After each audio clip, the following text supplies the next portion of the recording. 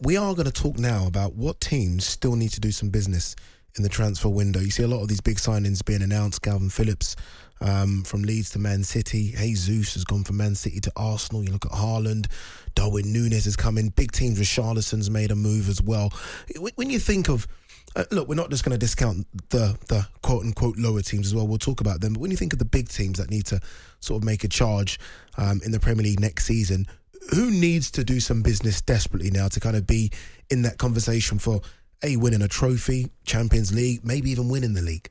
I think a lot of them, actually. I think a lot of teams will be looking at their current recruitment, and some will be happy with it.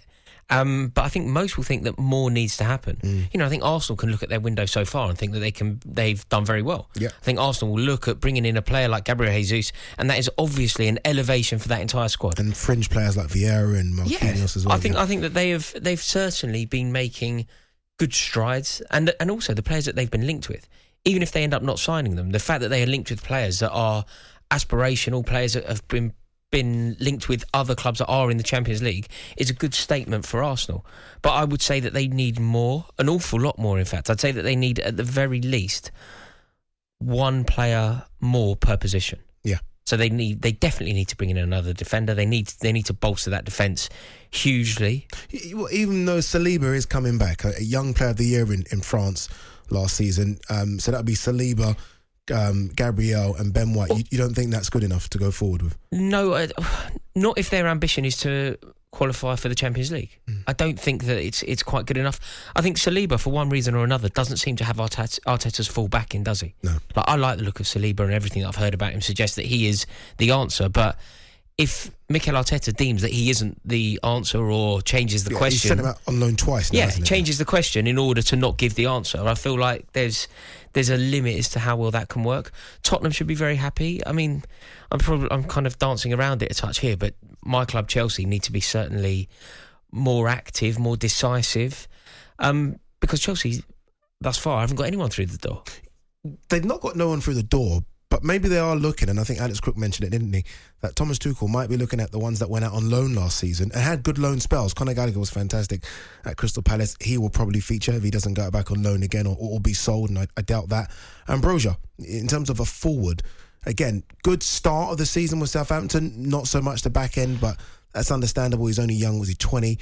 So could it be a case of he looks at the loan players as opposed to making big money signings, which I know you don't want to hear, but could that be what's happening at Chelsea this season? No, I think the two can coexist. I think that Chelsea need to be looking at the loan players, but that isn't a full-time job. That isn't something that you wait until July the 4th to do. If Conor Gallagher's going to be in your plans for next season, you know that last season, don't you? You know that at the end of the last season. You don't need to be weighing that up now, particularly when the players are back in training and things like that. Like we are moving now towards the new season. So the fact that there is still jeopardy around what players are coming back, and we're asking the question who's going to come back off fairly successful loan deals, isn't particularly confidence inspiring. The other issue that we have is, with recruitment, we know that this is a landscape that moves constantly. Recruitment doesn't happen in the summer. It happens for years in advance. You monitor a player, you see how long's on his contract, you decide how much he's worth, you talk to the agents. This is a constant thing. And Chelsea have effectively closed the door on years of that. Marina Granovskaya was securing Chelsea's recruitment. She was in charge of the players that were coming in. But almost also, though, let's be honest, made a pig's ear on letting players go. Tomori, it's a slightly different question, Addy. I do agree with you, by the way. Generally speaking, I don't think that Granovskaya did a particularly good job, but she was still doing the job. She was still in charge of it. And look, while I'm in favour of Granovskaya leaving, while I'm in favour of Petr Cech leaving, what Chelsea effectively did was just shut the door on them. So Granovskaya doesn't work for the club anymore. I think she has said that she is still available for counsel. She will offer her counsel if it's needed. But Todd Bowley has become our sporting director. The man's never worked in European football before. He's never worked in Europe before. So the fact that he's now in charge of this recruitment drive fills me a little bit with fear. I mean, it's quite exciting because he seems to be approaching it in the way that a fan would. Yeah, Sterling, Rafinha, Ronaldo. It seems to be Neymar. Yeah. It seems to be a little bit like that. But something needs to happen now for Chelsea, because Chelsea, Arsenal, Tottenham, Chelsea finished above both of them and had a better season than both of them. There was some silverware involved in Chelsea's season. But effectively, between Chelsea, Arsenal and Tottenham last season, there was a Rizzler paper between the three clubs, basically. If you look, Arsenal finished bottom of the three. Towards the end of last season, Arsenal beat Chelsea at Stamford Bridge, scoring 4 goals in the process. Yeah, Arsenal 5 points in the end behind Chelsea. 5 points, but beat Chelsea towards the end of last season at the business end. So, yes, Chelsea finished above. Chelsea had a better season. Chelsea secured silverware, but there wasn't that much between them. They've made moves. They've signed Gabriel Jesus, so they've improved. Tottenham are, I wouldn't say unrecognisable, but they have a complete facelift, don't they? Strengthening a position where they were already strong. That is a statement. Bringing Richarlison in, who is good enough to play with or instead of Kane, with or instead of Son. It's really, really impressive what they're doing, Tottenham. So Chelsea now need to pull their finger out because we are in danger of being left behind by Tottenham. And if Arsenal season goes as they hope it will, if Tottenham season goes as they hope it will, and Chelsea stutter, this could be really detrimental to our future aspirations. Yeah, let's talk about another London club that I think have done fantastic well in the last couple of seasons under David Moyes, and that's obviously West Ham. A European run for them last season, which look, ultimately they might be disappointed they didn't win the whole thing. It surprised me they even got to the semis, but they'll be disappointed they didn't get to the final and win it, to be honest with you. We had Anton Ferdinand in here on Saturday. He was obviously talking about their biggest signing this season will be keeping Declan Rice. I think they've done it. No one's really talking about Declan Rice going anywhere. They need a striker desperately. I mean, they've been talked about Broja, Danjuma, who's not really a number 9, more of a left-sided player. Lingard, again, not a number 9. They need to go out and make a statement signing, and the owners, I think, need to back David Moyes and say, okay, look, this is what you've done for us for the last couple of years. Bang, here's 50 million. Go and find something or someone that can get us 15 to 20 goals next season. I completely agree, but do you know what's interesting about what Anton Ferdinand said? Obviously, Anton Ferdinand, big hammer. Do you know what he's displaying there, almost by accident? He's displaying that West Ham mentality of old, which is something that I admire, by the way. The ethos of the club and the essence of the club is something that's very important. But I think that he needs to change that. I think West Ham as a club need to change that. The best signing that you can make this summer isn't keeping a player. Of course it's not. That's who you once were. That's not a club that gets to a semi-final in Europe. Clubs that get to the semi-final in Europe can be far more aspirational. You can be greedy. You can look to players. That's harsh. I mean, I remember the times when Liverpool were desperate to keep Luis Suarez. Like, we've got to keep Suarez. Even if you're a big club, there's still an element of we've got to keep our big players, and that's the kind of the focal point for the manager. Adi, I disagree. I think what Anton is displaying there is a mentality that is detrimental to the growth of West Ham United, but it's also very in keeping with the traditions of West Ham United. That's who they have been in the Premier League era, really. Try and hold on to your best, keep, are we a selling club?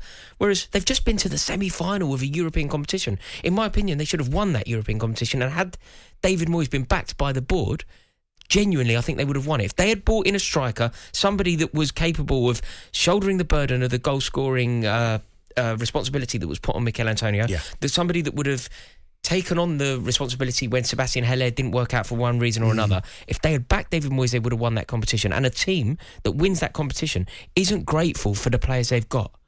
They look beyond that. And I understand why, because it's years and years of conditioning. Anton Ferdinand is West Ham personified, isn't he? He's come through the club. He's come through the club. He's local. He's a West Ham fan, and he's involved with the higher ups at the club. He's so West Ham. But I think that they need almost a new approach to being West Ham, and they need to be more aspirational. The one team that I think everyone's excited to see next season and where they're going to finish in years to come, because it almost seems inevitable that they will qualify for Champions League, not next season, but it's going to happen. They will probably win the league as well, and that's Newcastle, right? It's going to happen. If they are spending the money that we think they might spend, although I think the recruitment's been a bit different than we expected. I remember when we first heard about the Saudis taking over, some names were spouted out that were maybe unrealistic. Sven Botman's come into the club. We think of the other signings that were there as well. Trippier, who we know was injured for part of it, but looked good when he was there. Guimaraes looked very good as well. They finished 11th last season, Newcastle. They'll crack the top 10, but do they need a couple of more signings to make sure they definitely crack it? I think the signings will come. I think they're actually being fairly sensible, don't you? Yeah, which surprises me. When you think of like Roman Abramovich when he came at Chelsea, it was bang, bang, bang immediately, big signings, big players. Yes, I suppose the circumstances were slightly different in as much as Chelsea were in the Champions League. So it was slightly easier. It was slightly easier and slightly different. But I would say that they're doing it very well, Newcastle. Yeah, the signings have been great. Well, not only are the signings good, and the signings that they're the kind of players that you think that they would sign to build organically, but they haven't really been ripped off. In the transfer market, they're paying market rate. Whereas I think when they first had the takeover from the PIF, I think most people thought that they were going to be paying over the odds for fairly average players. So I think Newcastle is certainly moving in the right direction. Where it goes from here, though, will be very interesting, because I think that the aspirations of the club will be European football for sure. I think they need to get European football next year in one guise or another. And I suppose the promised land for a Newcastle fan would be silverware, wouldn't it? What is it, 1955 since they last won silverware? Wow.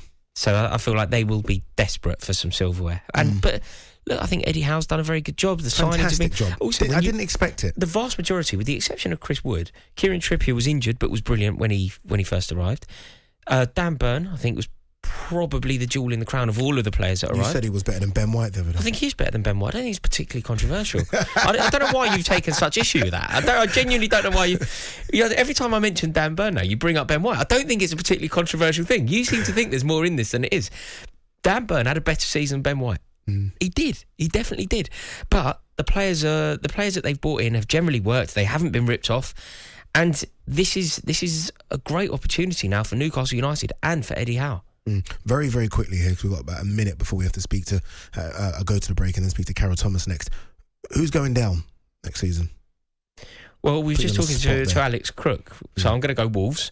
if Wolves are in trouble like that? Well, if Alex Crook thinks it, I think it. If he thinks that it can happen, that is a man who has an encyclopedic knowledge of football. So Wolves are in trouble. But do you think the three teams that come up are staying up? No. I think two of the three will go. Fulham, Bournemouth, Nottingham Forest. Well, Bournemouth need to get more active, don't they? We need to see some movement at Bournemouth. Forest are going to struggle, I think, but I do believe they have the best manager of the three. Yeah, and therefore have a fighting chance. Do you know who I weirdly think could go? Leeds or Everton? Brentford. Because of the Eriksen stuff now. Just Brentford, it's the second season thing. You know, they did very well last year. Some massive results, scoring 4 at Stamford Bridge before anyone else gets there before me. But I could see Brentford going, actually.